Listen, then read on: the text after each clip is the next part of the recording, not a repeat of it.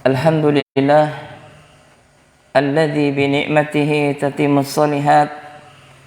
Asyhadu an la ilaha illallah wahdahu la syarikalah wa asyhadu anna Muhammadan abduhu wa rasuluhu la nabiyya ba'dah. Jamaah salat subuh yang semoga senantiasa dirahmati oleh Allah Subhanahu wa taala. Kembali kita akan melanjutkan kajian tentang masalah program ilmu syar'i menyambut bulan Ramadan yang suci. Kita masuk kepada pertemuan ke-26, yaitu akan melanjutkan puasa-puasa yang dilarang atau puasa-puasa yang terlarang. Yaitu puasa yang dilarang selanjutnya yang keempat adalah sebagaimana dikatakan oleh muallif, yaitu yaumus sabti munfaridan, yaitu berpuasa pada hari Sabtu ya secara khusus, ya sebagaimana dilarangnya berpuasa pada hari Jumat secara khusus, maka demikian juga ya dilarangnya berpuasa pada hari Sabtu secara khusus. Kemudian jemaah yang semoga senantiasa dirahmati oleh Allah Subhanahu wa taala, dalilnya adalah dari Abdullah ibni Busrin as-Sulami an ukhtihi as-Sama'i anna Nabiya sallallahu alaihi wasallam, yaitu dari Nabi sallallahu alaihi wasallam, yang mana Nabi sallallahu alaihi wasallam bersabda, la tasumu yawma sabti illa fima ifturida alaikum. Janganlah kalian berpuasa pada hari Sabtu, kata Nabi sallallahu alaihi wasallam, kecuali apa yang telah difardukan atas kalian. Maksudnya apa? Kecuali apa-apa yang diwajibkan atas kalian. Wa illam yajid ahadukum illa liha'a inabatin. Kemudian kata Nabi sallallahu alaihi wasallam, ya, dan jika seseorang di antara kalian tidak mendapatkan makanan, ya, kecuali hanya kulit sebutir buah anggur, au uda syajaratin, ya, atau dahan kayu, maka kata Nabi sallallahu alaihi wasallam, falyamdhurhu, maka kunyahlah. Ini menunjukkan bahwasanya terdapat larangan untuk mengkhususkan puasa pada hari Sabtu saja, tidak diiringi dengan puasa sebelumnya atau puasa setelahnya, ya, kecuali yaitu puasa yang diwajibkan atas kita, misalkan puasa Ramadan, atau misalkan puasa yaitu mengqada Ramadan, atau puasa yang berkaitan dengan kafarah, maka ini boleh. Ya, yang tidak boleh adalah mengkhususkan pada hari Sabtu. Kemudian jemaah yang semoga senantiasa dirahmati oleh Allah Subhanahu wa taala, puasa yang terlarang berikutnya yang kelima adalah an-nisfu ats-tsani min Sya'bana liman lam takun lahu 'adatun, yaitu adalah puasa setelah minggu kedua dari bulan Sya'ban bagi orang yang tidak biasa mengerjakannya. Ternyata terdapat larangan kalau kita misalkan mengkhususkan puasa 2 pekan, yaitu apa? Dari bulan Sya'ban. Ya, kalau pekan pertama, pekan kedua tidak masalah. Ya, pekan pertama tidak masalah, pekan kedua tidak masalah. Ketika masuk setelah pekan kedua, maksudnya pekan ketiga, nah ini terdapat terlarang kecuali mereka yang terbiasa melakukan puasa. Mana dalilnya? Dalilnya adalah dari Abu Hurairah radhiyallahu taala anhu, ya, yaitu anna Rasulullah sallallahu alaihi wasallam qala, sesungguhnya Rasulullah sallallahu alaihi wasallam bersabda, idza intasafa Sya'banu fala tasumu. Kata Nabi sallallahu alaihi wasallam, jika bulan Sya'ban sampai pertengahan, maka janganlah kalian berpuasa. Ya, janganlah kalian berpuasa. Maka di sini terdapat peringatan dari Nabi sallallahu alaihi wasallam ketika kita masuk pertengahan daripada bulan Sya'ban, maka Nabi menyebutkan fala tasumu, janganlah kalian berpuasa. Iya, kenapa jemaah? Karena untuk mewanti-wanti, karena tidak bolehnya seseorang mendahului puasa pada bulan Ramadan, kecuali mereka yang telah istiqomah melakukan ibadah puasa pada hari-hari sebelumnya atau pada bulan-bulan sebelumnya. Kemudian dalil yang kedua menjelaskan tentang larangan tidak boleh berpuasa di pertengahan bulan Ramadan adalah wa anhu aidan, yaitu Sya'ban ya, Sya'ban kan Ramadan ya. Pertengahan Sya'ban maksudnya. Wa anhu aidan, dan dari Abu Hurairah radhiyallahu taala anhu anna Rasulullah sallallahu alaihi wasallam, yaitu bahwasanya Nabi sallallahu alaihi wasallam bersabda, la yataqaddamanna ahadukum ramadhana bi shaumi yaumin aw yaumaini. Kata Nabi sallallahu alaihi wasallam, janganlah kalian mendahului puasa Ramadan dengan satu hari atau 2 hari. Nah, ini terdapat larangan, tidak boleh. Illa ayyakuna rajulun kana yasumu shaumahu falyasum dzalikal yaum, kecuali seorang laki-laki yang dia sudah terbiasa melakukan ibadah puasa, maka hendaklah dia puasa pada hari tersebut. Naam, artinya orang yang rutin melaksanakan ibadah puasa, orang yang istiqomah menjalankan puasa sunnah, maka boleh bagi mereka, ya, boleh bagi mereka untuk memperbanyak puasa di akhir pada bulan Sya'ban, atau 1 hari atau 2 hari sebelum bulan Ramadan, maka boleh bagi mereka. Dan ini adalah apa? Kekhususan bagi mereka yang istiqomah melakukan amalan ibadah puasa. Kemudian jemaah, hadis ini memberikan penjelasan kepada kita. Yang pertama, terdapat larangan, yaitu tidak bolehnya seorang muslim atau seorang wanita muslimah mendahului puasa Ramadan dengan puasa 1 hari atau 2 hari sebelumnya. Kemudian yang kedua adalah keutamaan orang yang istiqomah jemaah. Di dalam hadis yang lain Nabi menyebutkan Allah Subhanahu wa taala mencintai amalan yang dilakukan secara kontinu, dilakukan secara apa? Terus menerus, meskipun sedikit.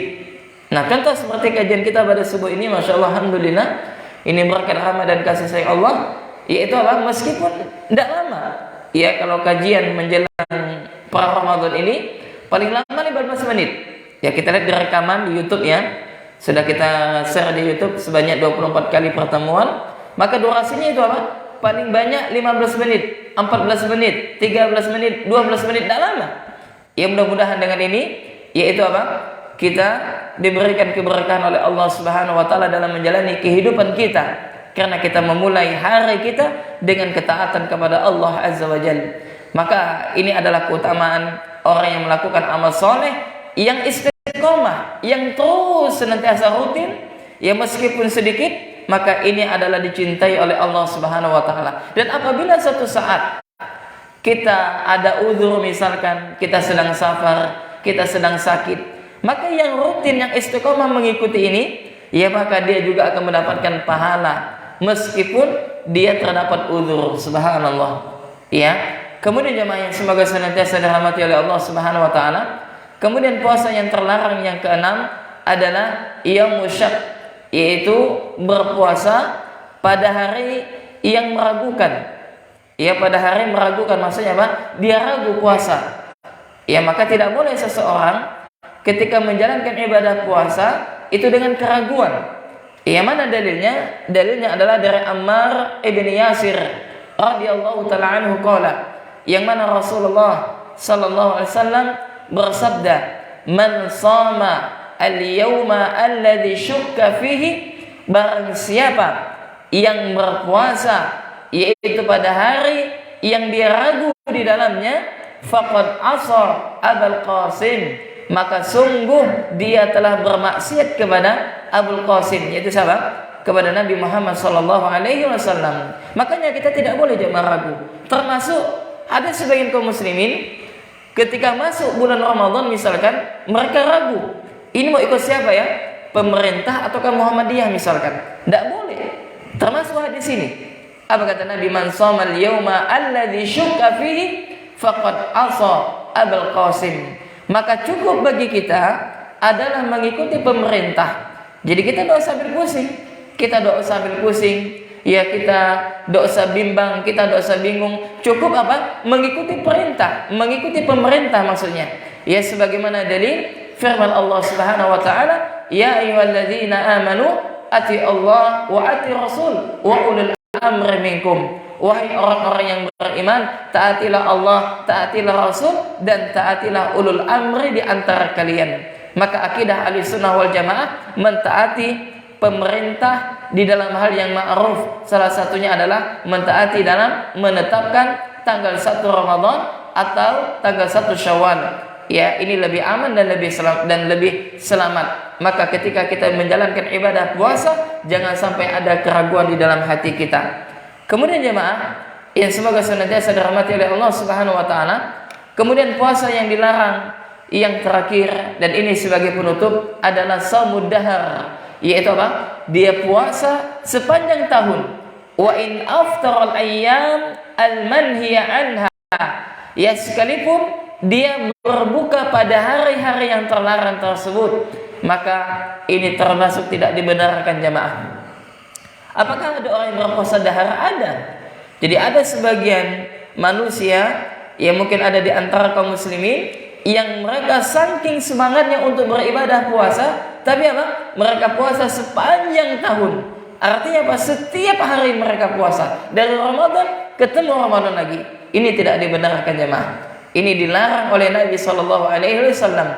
Mana dalilnya? Dalilnya adalah dari Abdullah ibni Amr radhiyallahu ta'ala anhu maqal, yang mana dia mengatakan qala li Rasulullah sallallahu alaihi wasallam, yang mana Abdullah bin Amr mengatakan bahwasanya Rasulullah sallallahu alaihi wasallam berkata kepadaku, ya Abdullah ibni Amr, wahai Abdullah ibni Amr, kata Nabi, innaka latasumud dahar wa taqumul lail.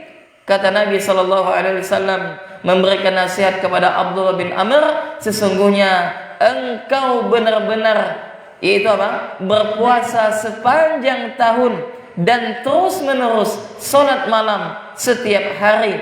Wa innaka idza fa'alta dzalika, sesungguhnya apabila engkau melakukan itu terus menerus, kata Nabi sallallahu alaihi wasallam, ya maka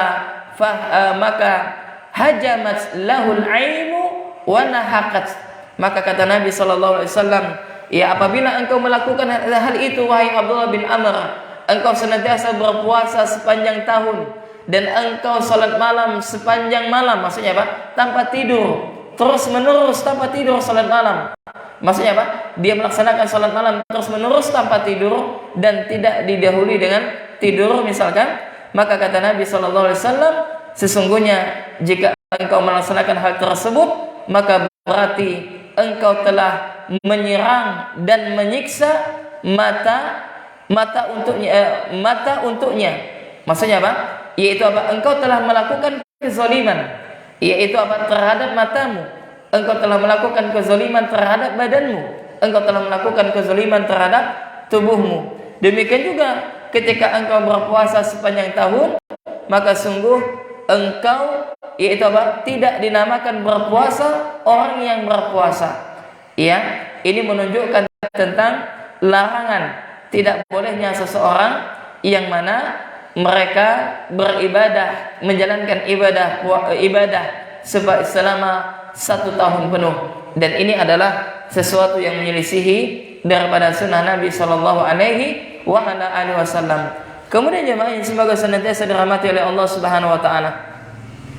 Ya. Kemudian yang terakhir jemaah kelewatan, ya, yaitu adalah an-nahyu an siyamil mar'ah. Ini khususan bagi Anda wahai para wanita.